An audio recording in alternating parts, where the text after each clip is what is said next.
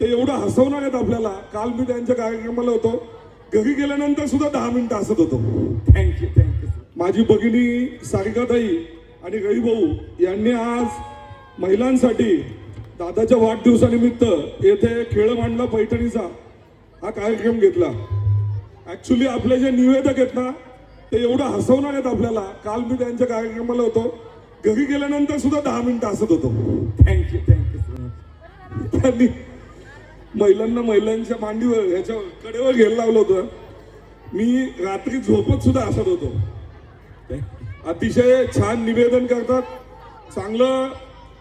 सगळ्यात महत्वाचं म्हणजे हा प्रोग्राम महिलांना जास्त आवडेल यासाठी ते काम करतात.